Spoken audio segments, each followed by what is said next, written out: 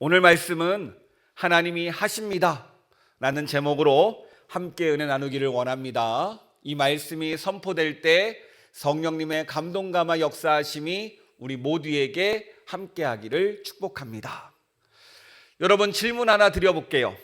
약자들이 세상을 변화시킬 수 있을까요? 세상은 말합니다. 강한 사람, 가진 사람, 유명한 사람, 똑똑한 사람이 세상을 바꾼다고요. 그래서 우리는 오늘도 공부하고 오늘도 인정받게서 일하고 우리의 실력을 키웁니다. 분명히 인간적인 눈으로 보면요, 이 말들이 맞습니다. 그런데 약한 사람이 세상을 바꾼다? 아무리 생각해 봐도요, 정말 쉽지 않아 보입니다. 그렇다면 성경은 어떻게 말할까요? 성경은요, 이렇게 말합니다. 하나님과 함께하는 사람이 세상을 변화시킨다. 그렇습니다. 사람이 강해서가 아니죠. 사람이 준비돼서도 아닙니다. 사람이 능력이 있어서도 아니에요. 바로 하나님의 능력이 함께 하시기에 이 땅을 변화시킬 수 있습니다.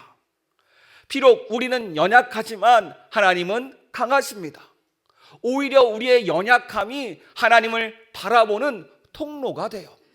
여러분, 우리가 기도 제목이 생기면 어떻게 합니까? 당장 이 자리에 나와서 더 열심히 기도하고 하나님을 찾잖아요. 어쩌면 우리의 약함은요, 하나님을 간절히 구할 수 있는 은혜의 통로가 됩니다. 오히려 삶이 평안한 이들을 보면요, 어떻게 합니까? 하나님을 외면하고 하나님을 떠나 살 때가 많다라는 거예요. 우리의 삶도 마찬가지입니다. 때론 연약해 보일 수 있습니다. 우리 가정이 연약해 보이고 우리의 직업과 우리의 사업장이 작아 보이고 몸도 연약하고 아파서 힘이 들 때가 있어요. 또 마음도 지쳐 있을 때가 있습니다. 하지만 하나님은요, 이런 우리를 위해서 통로를 마련해 두었습니다. 어떤 통로입니까? 바로 예수님의 십자가 은혜를 붙들고 하나님께 나갈 수 있는 통로예요. 저는 그 통로가 바로 오늘 이 저녁 심야 기도회인 줄 믿습니다. 우리가 기도할 때 하나님은요, 응답하십니다. 이것을 믿으십니까? 오늘 우리가 하나님을 찾으면요, 주님께서 만나 주십니다. 이 저녁이 하나님을 만나고 하나님과 다시 한번 일어서는 은혜의 저녁 되기를 축복합니다. 그래서 우리의 연약함을 들어 쓰시는 하나님을 경험하는 이 시간 되기를 축복합니다. 네, 오늘 본문을 이해하기 위해서는요, 북이스라엘의 사마리아의 상황을 알고 있어야 됩니다. 이 열왕기하 6장 상황을 보면요, 이 아람 군대가 북이스라엘을 굴복시키기 위해서 수도인 사마리아를 포위합니다. 여러분, 이게 얼마나 무서운 전략입니까? 내가 살고 있는 성을 포위한다고 생각해 보세요. 이제 성 밖으로 나갈 수 없습니다. 곡식이 오가는 길이 끊겨요. 도움이 끊깁니다. 그 결과 성 안에 기근이 심해진다는 거예요. 이렇게 포위전은요, 칼보다 무섭습니다. 말라 죽이거든요. 이 열왕기하 6장 후반을 보면요, 정말 처참한 그 현장을 보게 됩니다. 먹을 것이 없어서 아이를 잡아먹는 이야기까지 나와요. 이렇게 사마리아 성은요, 내일이 없는 도시, 절망의 도시가 됩니다. 이런 상황 가운데 하나님께서 이들에게 말씀하세요. 우리 7장 1절 말씀 이해하기 쉽도록 세 번역으로 읽도록 하겠습니다. 같이 읽겠습니다. 시작. 엘리사가 말하였다. 주님의 말씀을 들으십시오. 주님께서 이렇게 말씀하셨습니다. 내일 이맘때쯤에 사마리아 성문 어귀에서 고운 밀가루 한 스아를 한 세겔에 사라 하고 보리 두 스아를 한 세겔에 살 수 있을 것이다 하셨습니다. 그래요, 엘리사가 하나님의 말씀을 전합니다. 내일이 되면은 물가가 안정이 될 거예요. 한마디로 이런 말입니다. 그런데 생각해 보세요. 지금 당장 눈앞에 적들이 사마리아 성을 포위하고 있습니다. 당장 내 눈앞에 적들이 보이는 상황이에요. 그런데 기근이 하루 만에 끝난다? 포위가 하루 만에 풀린다? 내일 이맘때쯤 물가가 안정된다? 한마디로 불가능한 약속 같아요. 아무리 봐도 말이 안 되는 것 같습니다. 헤이, 그러면서 한 관리가 2절에서 이렇게 비웃습니다. 우리 화면을 보면서 같이 읽도록 하겠습니다. 한 장관이 하나님의 사람에게 대답하여 이르되 여호와께서 하늘에 창을 내신들 어찌 이런 일이 있으리요 하더라. 아니, 하나님께서 하늘의 창고를 열어가지고 곡식을 풀어도 이런 일이 가능할까요? 그게 가당키란 말입니까? 그냥 비웃어요. 그런데 이 관리의 태도, 이 말투가 어색하지 않습니다. 왜냐하면 이 땅을 살아가는 보통 사람들의 말이기 때문이에요. 여러분, 성경의 3분의 1이 기적 이야기인데 기적은 판타지이고 현실에서 있을 수 없는 일이니까 소설이라고, 하나님을 믿을 수 없다라고 이야기합니다. 우리 성경은요, 하나님이 어떤 분이신지를 계속해서 소개하죠.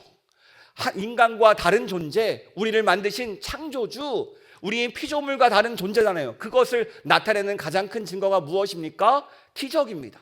그리고 하나님은요, 그냥 기적을 일으키시는 것이 아니라 바로 말씀하신 대로, 약속하신 대로 기적을 이루시는 분이에요. 그리고 성경은 계속해서 말합니다. 하나님은 약속을 이루시는 분이다. 하나님은 약속을 이루어 가시는 분이다. 그 약속 가운데 무엇이 나타납니까? 기적이 나타난다는 거예요. 그 약속이 이루어지는 과정 가운데 중간에 있는 게 뭐예요?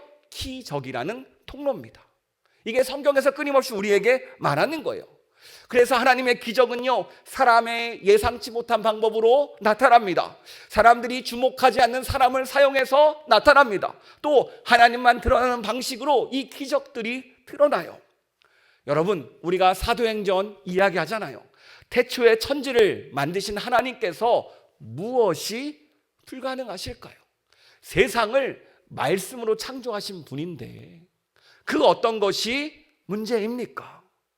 우리에게 모든 것이 기적이지만 하나님에게 기적은요, 일상입니다. 이것을 믿는 우리가 되기를 축복합니다. 그래서 하나님은요, 오늘 또 그 기적을 보여주세요. 왜요? 약속을 이루기 위해서. 우리 3절 말씀 같이 읽도록 하겠습니다. 시작. 성문 어귀에 나병 환자 4사람이 있더니 그 친구에게 서로 말하되 우리가 어찌하여 여기 앉아서 죽기를 기다리랴. 아멘. 먼저 나병 환자 4사람이 등장하지요. 나병은 히브리어로 치라이트, 우리가 흔히 생각하는 한센병을 비롯하여서 심한 피부병, 그 모든 피부병을 이야기합니다. 그런데 당시 사람들에게 나병이라는 것은요, 이 치라이트라는 단어의 어근이 치다, 때리다라는 그 의미가 있어요. 그래서 한마디로 하나님께 맞은 상처, 하나님의 심판이고 우리의 힘으로 해결할 수 없는 문제고 오직 하나님만 해결할 수 있는 흔적이라고 여겼습니다. 그래서 당시 이 나병 환자들은 이스라엘의 정결법에 의거하여 격리 생활을 했어요. 그 결과 어때요? 성 안이 아닌 성 밖에 살면서 예배에서 멀어지고 사람들에게서 멀어지고 도시 중심에서 멀어져 성 밖에서 살아야 되는 사람들이었습니다. 그런데 이들이 3절 시작을 보니까요, 이렇게 이야기하죠. 성문 어귀에 있습니다. 성문 어귀는요, 성문의 입구, 성의 입구를 말하는 거죠. 그러니까 이 문을 통해서 성 안과 성 밖이 나뉘는 통로입니다. 성 안은 안전하고요, 성 밖은요, 위험한 장소지요. 이 성문은 누구나 통과할 수 있지만 특별히 이 나병 환자들은 통과할 수 없는 문입니다. 오히려 이들이 쫓겨난 자리예요. 그런데 아이러니하게 이들은요, 전쟁의 위협 속에서 사마리아 성 안에 들어갈 수 없으므로 어떻게 합니까? 그들이 가장 후퇴할 수 있는 최후의 보루 성문 앞에서 기다립니다. 왜요? 적군들이 이 사마리아 성을 포위하고 있으니까요. 아마 이들이 다른 데서 살고 있었지만 이 적군들을 피해서 점점점 도망온 것이 결국 이 성문이었습니다. 이 성문에서 버티고 버티는데 얼마나 힘들까요? 여러분, 며칠 동안 굶어 보셨습니까? 3일, 일주일, 40일도 해보셨습니까? 제가 예전에 저희 아버지 40일 금식을 할 때 제가 옆에서 그렇게 아버지에게 이렇게 했거든요. 40일 하신다고 하셨으면 끝까지 하셔야 됩니다. 중간에 멈추겠다라는 걸 못하게 하고 끝까지 가셔야 됩니다. 약속했는데 하셔야죠. 철이 없었죠. 그래서 40일을 하셨어요, 아버지께서. 맞아요. 우리가 한두 끼만 굶어도 어려운데 어때요? 이들은 점점점 모든 것들이 굶어서 죽겠다 할 정도로 힘들어합니다. 얼마 전에 저희가 그 어려우신 분이 찾아오셨는데 얼마나 배가 고프셨는지 밥 사달라고 찾아오셨대요. 우리 부목사님이 그러시더라고요. 그래서 부목사님 밥 사주셨다고 하는데 얼마나 힘드셨으면 밥 사달라고. 보통 밥 사달라고 안 하잖아요. 돈 달라고 하죠. 술 마시려고. 얼마나 배고팠으면 그랬을까라는 생각을 나눴습니다. 그래요. 정말로 힘든 상황에 처해요.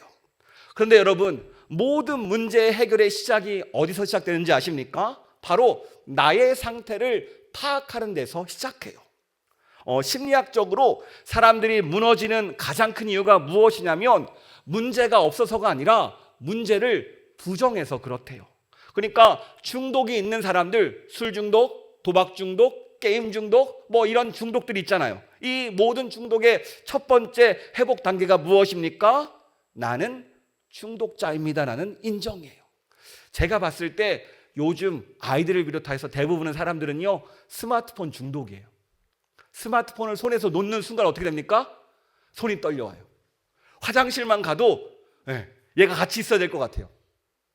근데 이게 우리 지금의 모습입니다. 또 여러분, 관계가 무너지는 이유가 뭔지 아세요? 문제가 없어서, 문제가 있어서 무너진 게 아니라 우린 괜찮다고 서로 거짓말을 해서 관계가 무너집니다. 서로 상담을 받으면서 우리의 문제가 무엇인지를 파악하는 게 먼저예요. 요즘에 이혼 숙녀 캠프 같은 이런 프로그램들이 많이 나오잖아요. 그래서 상담의 내용들이 이제는 많은 자료들이 많습니다. 이 이혼 숙녀 캠프가 방영되면서 이 이혼율이 많이 줄었대요. 그걸 보다 보면은 이런 생각이 든대요. 아, 저 집보다 우리 집이 낫다. 그래서 대부분의 자기들의 문제를 파악하면서 사실 가정의 문제들이 비슷하잖아요. 이것들을 인정하고 해결한다고 합니다. 자, 그렇다면 번아웃이 오는 이유는 무엇일까요? 내가 약해져서가 아니라 내가 지쳤다라는 사실을 인정하지 않을 때 번아웃이 오는 거예요. 성경도 똑같이 말합니다. 의인은 없으니 하나도 없대요. 우리가 죄인인 줄 알을 때 우리가 예수를 믿고 구원받을 수 있잖아요. 마찬가지로 나의 모습을 아는 것이 은혜의 출발점입니다. 그러니까 문제가 있다는 것이 결점이 아니라 이 문제가 있다는 것을 깨달을 때 은혜가 시작될 수 있다는 거예요. 제가 많은 사람을 만나봤지만 여러분 알잖아요. 내가 문제가 없다라고 말하는 사람이 가장 큰 문제를 가지고 있습니다. 항상 답답해요. 똑같은 문제를 똑같은 일로 반복되는데 자신은 이야기해요. 나는 문제가 없다. 상대방이 문제다. 너 때문이야. 이게 우리의 모습일 때가 많아요. 오늘 나병 환자들이 말합니다. 내 힘으로 안 되겠구나. 여기서 굶어 죽겠구나. 이제 끝이구나. 그런데 자신의 현실을 파악하는 것, 이것이 바로 이 자리가 바로 믿음의 시작점이라는 거예요. 그리고 은혜의 출발점이고요. 그래요. 여기서 나병 환자들이 말하죠. 여기서 앉아 있으면 죽는다. 여러분, 이 말은요, 포기의 말도 아닙니다. 체념의 말도 아니에요. 오히려 이것은 영적인 깨달음의 말입니다. 우리 4절 상반절 화면을 보면서 같이 읽도록 하겠습니다. 시작.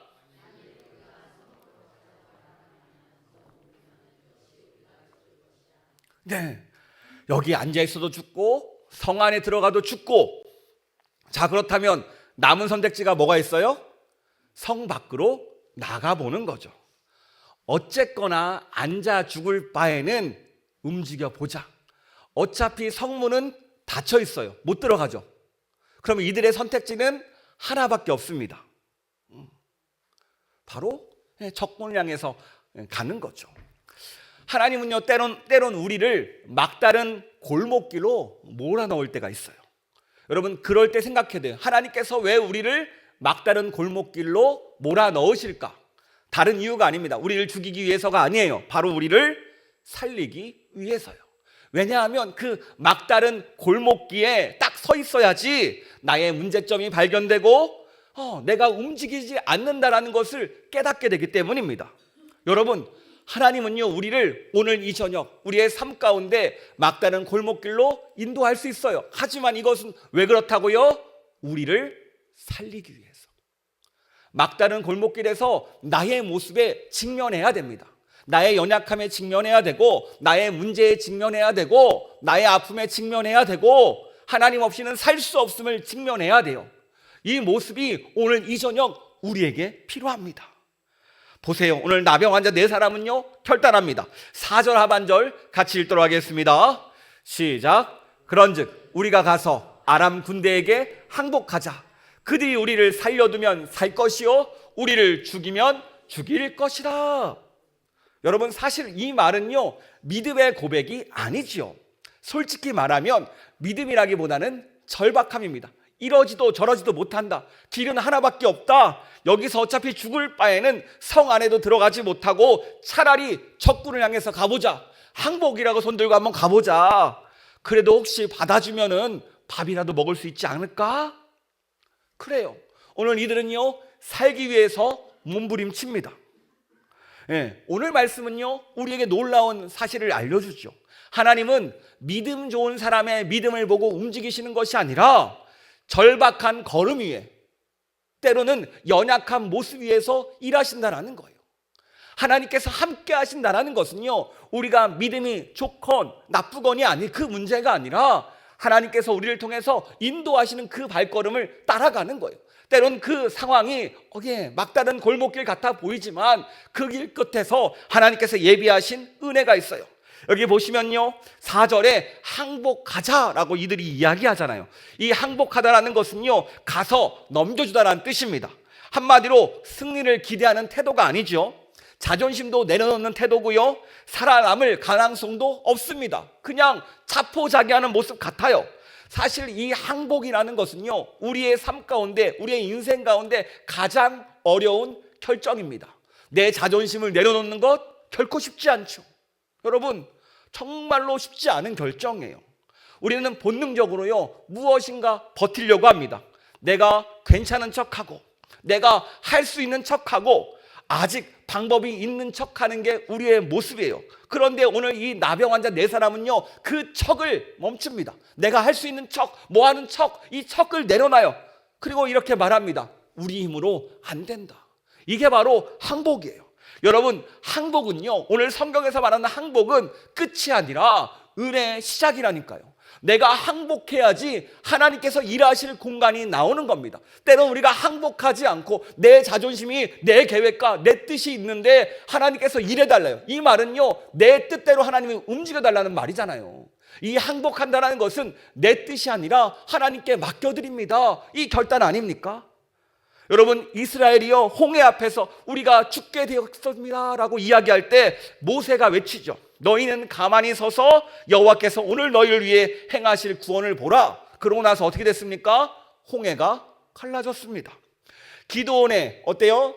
300용사 기억하십니까? 먼저 32,000명이 모였으나 하나님께서 줄여서 300명만 남겼습니다. 이게 어떻게 전쟁에서 이기지? 이게 말이 돼? 라고 하지만 하나님께서 승리하게 하셨어요. 바울은요 육체의 가시를 가지고 있었습니다.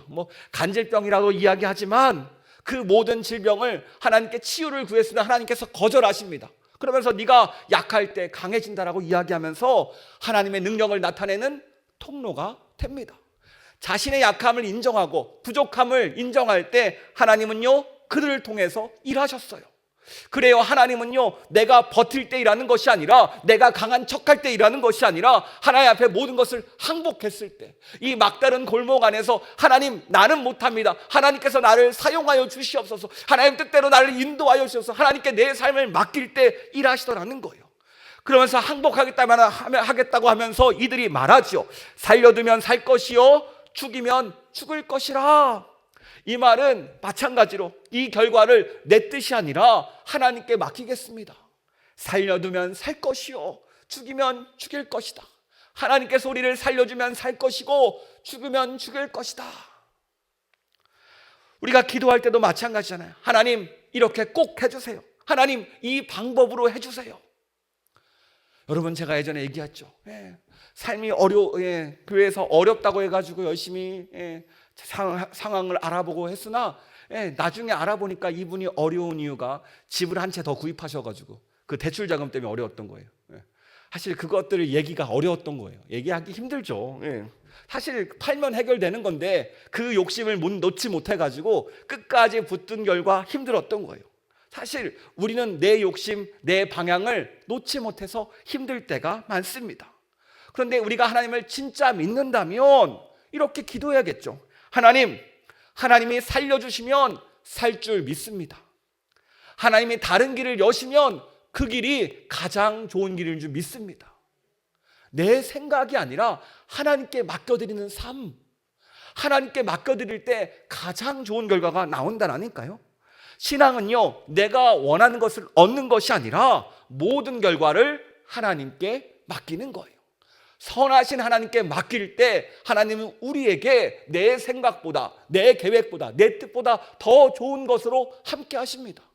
여러분, 이 놀라운 은혜를 경험하는 이 저녁 되기를 축복합니다. 그리고 이들은요, 움직이기 시작해요. 우리 5절 상반절 같이 읽도록 하겠습니다. 아람 진으로 가려 하여 해질 무렵에 일어나. 아마 이들이 열심히 고민했나 봐요. 드디어 해가 질 무렵에 어떻게 합니까? 일어납니다. 일어나. 그들은요, 주저앉아 울고 있지만 않았어요. 주저앉아 아무것도 하지 않은 것이 아니에요. 이제 그들은요, 자신이 할 수 있는 한 일어서서 움직입니다. 여러분, 하나님의 기적은요, 가만히 있는 사람에게 임하는 게 아니에요. 물론 하나님은 전능하시죠. 가만히 있어도 일하실 때가 많지만 대부분 성경은요, 믿음의 발걸음, 순종의 발걸음 뒤에 하나님의 역사가 일어났습니다. 홍해도 어때요? 발을 밟을 때 일어나잖아요. 우리가 그 앞까지 나아가야 돼요. 그 앞까지 믿음으로 가야 돼요. 말씀 믿고 약속의 하나님을 믿고 그래, 하나님께서 약속하셨지, 그래, 믿음으로 한 걸음 나아간다. 그때서 길이 열리는 거예요. 오늘 본문의 나병 환자 4사람은요, 대단한 전략을 가진 것도 아닙니다. 믿음이 좋은 것도 아니에요. 그냥 해질 무렵 자신이 할 수 있는 단 한 가지의 방법, 무작정 걸었습니다. 적진을 향해서. 생각해 보세요. 아마 그 걷는 길 얼마나 두려웠을까요? 얼마나 후회스러울까? 그냥 돌아갈까? 이 선택 맞는 거야? 이러나 저러나 죽는데 그냥 가자. 이들은 멈추지 않고 걸어요.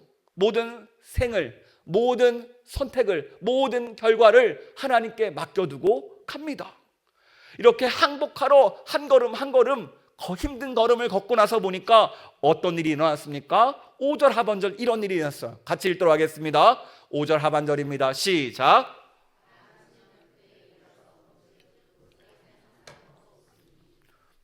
네, 막상 적진에 가보니까요, 적군이 하나도 없어요.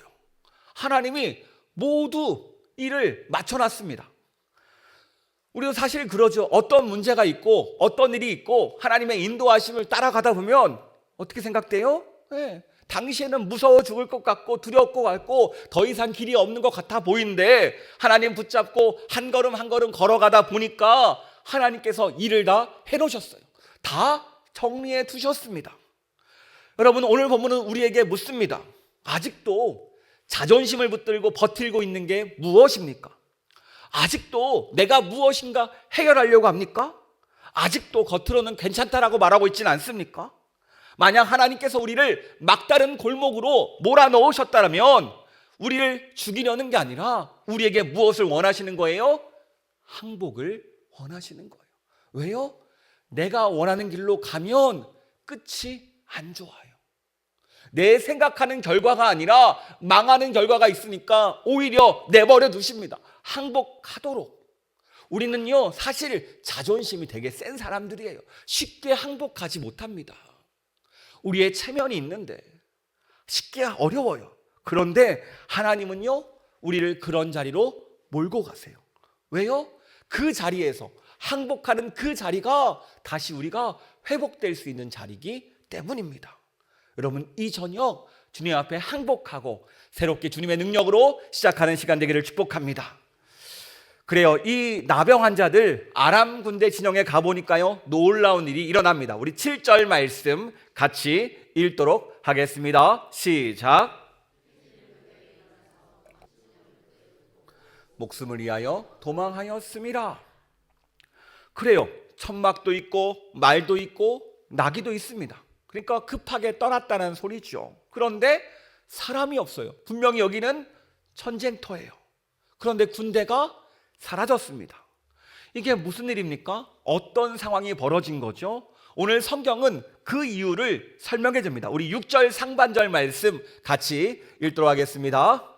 이는 주께서 아람 군대로 병거 소리와 말소리와 큰 군대의 소리를 듣게 하셨으므로. 그래요.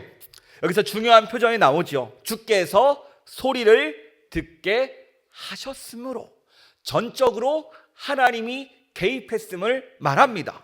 사실 아람 군대가 실제로 공격받은 게 아니에요. 그런데 이들이 도망갔습니다. 왜 그렇습니까? 소리를 듣고서요. 이 병거 소리, 말소리, 큰 군대 소리는요, 히브리어 문법적으로 점층법입니다. 점점점 소리가 커졌음을 표현하는 거예요. 압도적인 군대가 이들을 몰려오는 것처럼 느낍니다. 착각에 빠져요. 그래서 아람 군대는요, 6절 하반절과 같이 생각합니다. 우리 6절 하반절 같이 읽도록 하겠습니다. 시작. 아람 사람이 서로 말하기를 이스라엘 왕이 우리를 치려하여 헷 사람의 왕들과 애굽 왕들에게 갑을 주고 그들을 우리에게 오게 하였다 하고. 이들이 착각합니다. 아니, 연합군이 쳐들어오나 보다, 우리보다 더 많은 적군이 쳐들어오나 보다. 그리고 이들은 도망가요. 여러분, 전쟁은 누구에게 달려 있습니까? 하나님께 달려 있습니다. 오늘 이들은요, 실제로 적들이 마치 쳐들어오는 것처럼 느끼고 도망가요. 전적인 하나님의 능력입니다. 기적이 일어나요. 하나님께서 이들에게 소리로 공포를 부어옵니다. 여러분, 공포가 사람을 어떻게 만듭니까? 사실을 확인하지 못하게 만들어요. 상상을 사실로 만듭니다. 이 공포가 진영과 군대를 무너뜨립니다. 사실 성경에서 오늘 이 상황을 자세히 설명해 주지 않았더라면 우리는 왜 그런 일이 일어났는지도 모를 거예요. 사실 이 공포라는 것은요, 우리의 삶에서도 우리를 두렵게 만듭니다. 막상 있지도 않은 일을요, 걱정해요. 어떻습니까? 그런 일 많지요? 생기지도 않은 일이 두려워요. 저희 아들이 얼마 전에 학교에서 지진 나는 영상을 보고 왔어요. 그 안전교육으로. 그래서 집에 와서 너무 두렵대요. 우리 집 무너지는 거 아니냐고. 우리 5층인데 어떡하냐고, 무너지면. 마찬가지로 이 공포라는 것은요, 우리를 왜곡시킵니다. 생각을 왜곡시키고 마음을 왜곡시키고 우리를 두렵게 만들어요. 그래서 이 성경이라는 것은요, 하나님은요, 우리가 이 세상의 왜곡에 빠지지 않도록 어떻게 만들어요? 말씀으로 우리를 새롭게 만드세요. 하나님이 우리와 어떻게 한다고요? 함께 하세요. 우리의 영혼을 누가 책임지십니까? 하나님이 책임지세요. 왜 두려워하냐고, 걱정하지 말라고, 내 말을 듣고 나를 따르라고 말씀하십니다. 여러분, 오늘도 마찬가지예요. 하나님은요, 오늘도 우리가 보이지 않는 그 삶의 현장에서 일하고 계십니다. 역사를 진행하고 계세요. 다만 우리가 보지 못할 뿐이고 알지 못할 뿐이죠. 나병 환자는 아직 도착하지도 않았습니다. 그런데 하나님께서요, 먼저 소리를 내시고 공포심을 부어서 이들을 쫓아내십니다. 사실 이 나병 환자들은 항복하러 갔어요. 그런데 하나님은 이들에게 무엇을 준비해 놓으셨습니까? 승리의 현장을 준비해 놓으셨어요. 우리의 인생도 그렇잖아요. 그때는요, 울면서 기도했습니다. 그때는 무너져서 매달렸습니다. 그때는 인생의 마지막으로 생각했어요. 그런데 지나고 나서 보니까 하나님께서 내가 살 그 동아줄을 마련해주시고 그 줄로 우리를 인도하셨던 거예요. 왜요? 우리를 살리기 위해서요. 마찬가지예요. 지나고 나서 보면 다 은혜라고 이야기하잖아요. 사실 당시 우리가 문제가 터지면 어떻게 합니까? 엄청 무서워요. 하지만 하나님은요, 오늘도 보이지 않는 곳에서 일하고 계십니다. 그저 우리가 해야 될 것은 단 하나예요. 두렵지만, 무섭지만, 걱정되지만 순종의 발걸음, 그 골목길, 때로는 사람들이 다 죽는 길이라고 얘기하는 그 길을 걸어가야 돼요. 다만 왜? 이게 무서워서 주저앉을 때가 많습니다. 여러분, 혹시 우리가 우리의 삶 가운데 주저앉고 있지는 않습니까? 나는 더 이상 힘이 없어, 못할 것 같아. 아니요, 하나님께서 남겨진 그 길로 가라고 하십니다. 어떤 길입니까? 항복의 길로요. 항복의 길이 사실은 나를 살리는 은혜의 길입니다. 오늘 말씀은 묻습니다. 아직도 저기 눈에 보이는 적금만 보고 있니? 너 아직도 네 눈앞에 보이는 그 상황만 보고 두려워하고 있니? 너 아직도 하나님이 아무것도 하지 않는다고 생각하니? 아니에요. 하나님은요, 오늘 이미 일하고 계셨습니다. 아무도 보지 않는 곳에서 싸우셨습니다. 우리가 보이지 않는 영역에서 일하셨어요. 이게 바로 하나님의 열심이잖아요. 여러분, 그렇다면 오늘 우리가 해야 될 것이 무엇입니까? 앉아서 죽기만을 기다리는 것이 아니라 내 생각, 내 감정, 내 결정, 내 계획, 내 경험들 다 내려놓고 다 항복하고 내 걸음을 하나님께 맡기는 거예요. 이게 하나님께서 우리에게 허락하신 축복의 길입니다. 하나님께서 그 다음 일을 하신다라니까요. 여러분 보세요. 오늘 나병 환자 이 네 사람은 이 빈 진영을 발견하고 그동안 먹지 못했던 것들, 갖지 못했던 모든 한을 풀어냅니다. 우리 8절 말씀 같이 읽도록 하겠습니다. 시작.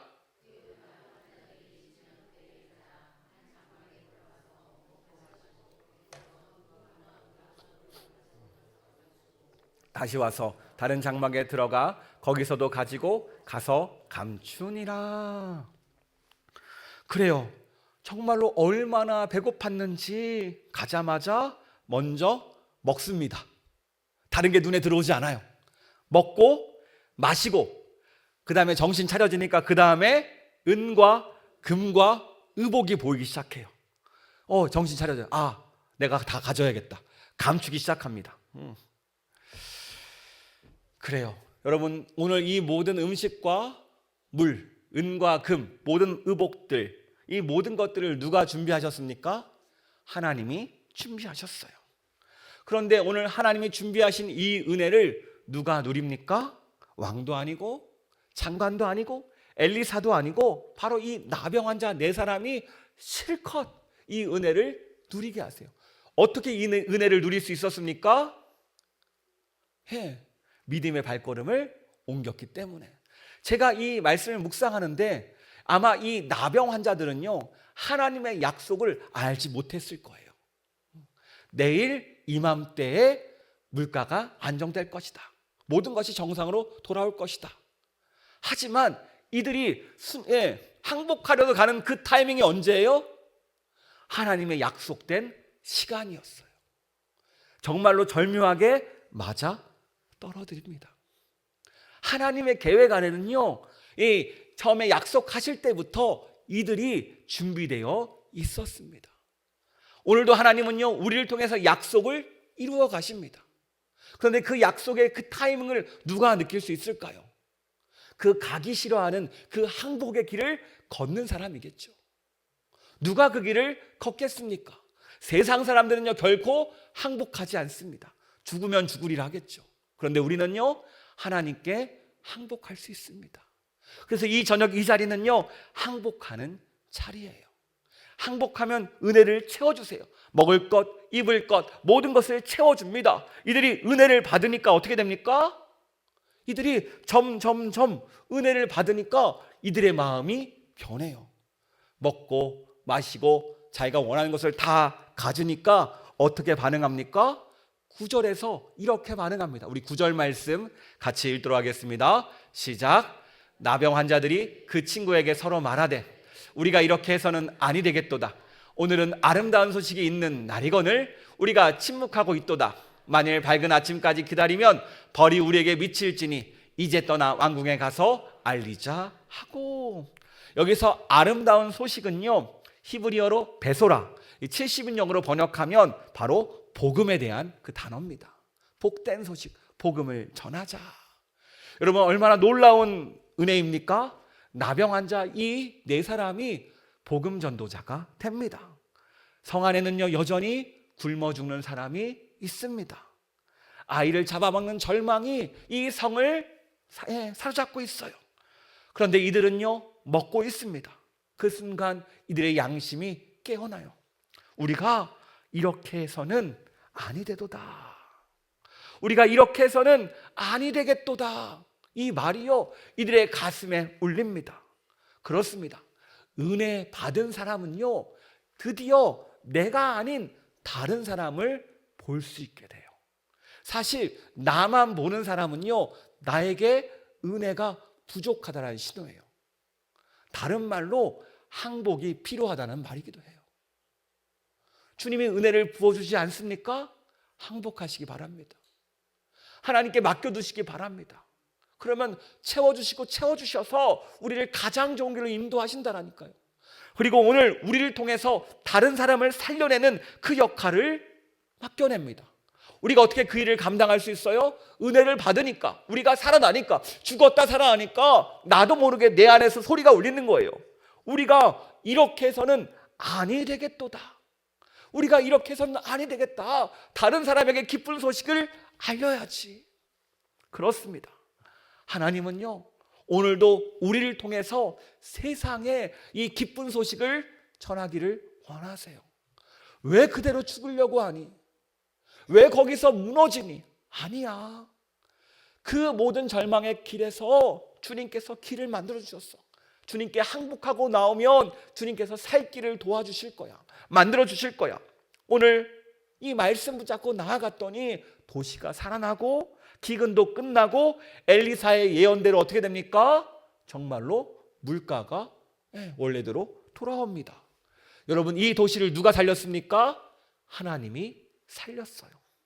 하나님께서 계획하시고 하나님께서 약자들을 사용하셔서 이 도시를 살려내었습니다. 여러분, 우리가 살면서 우리를 보면요, 우리는 약자입니다. 어떨 때는 별 볼 일 없어 보이고 왠지 능력이 없어 보일 때도 많고요, 가진 것도 없고요, 때로는 초라해 보일 때가 많습니다. 그런데 하나님은요, 그 세상의 강자를 찾지 않으세요. 약한 자를 찾고요, 항복한 자를 찾고요, 우리의 모든 시선을 주님께 돌리는 그 사람을 찾고 있습니다. 여러분, 이 저녁 무엇을 바라보십니까? 그 절박한 막다른 골목이 아니라 하늘의 하나님을 바라보는 우리가 되기를 축복합니다. 오늘 말씀을 정리합니다. 오늘 설교의 제목이 무엇이었죠? 하나님이 하십니다. 우리가 아닙니다. 능력도 아닙니다. 환경도 아닙니다. 하나님이 하십니다.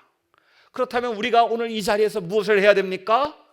문제만 바라보던 시선에서 하나님께로 시선을 옮기면 돼요. 상황만 붙들던 그 시선에서 하나님께로 우리의 시선을 돌리면 됩니다. 그럴 때 우리는 무엇을 보게 됩니까? 하나님의 일하심을 보게 된다는 거예요. 그러므로 이 저녁 주님께 항복하기를 원합니다. 우리의 연약함을 인정하고 우리의 부족함을 인정하고 하나님의 능력을 구하기를 바랍니다. 그러면 우리는요, 반드시 회복을 경험합니다. 우리가 먼저 이 저녁 가운데 은혜를 누립니다. 그리고 이 은혜를 가지고 우리의 가정과 우리의 일터와 우리의 삶의 자리를 살려낼 수 있어요. 여러분, 하나님은요, 다른 사람이 아니라 우리를 먼저 살려내기를 원하십니다. 여러분, 이 하나님의 뜻에 우리를 맡겨드리고 나를 항복하고 주님께 나를 내어드리는 이 저녁 되기를 축복합니다. 그럴 때 하나님께서 우리를 통해서 놀라운 일을 이루실 줄 믿습니다. 이 놀라운 일을 경험하는 우리가 되기를 주님의 이름으로 축복합니다.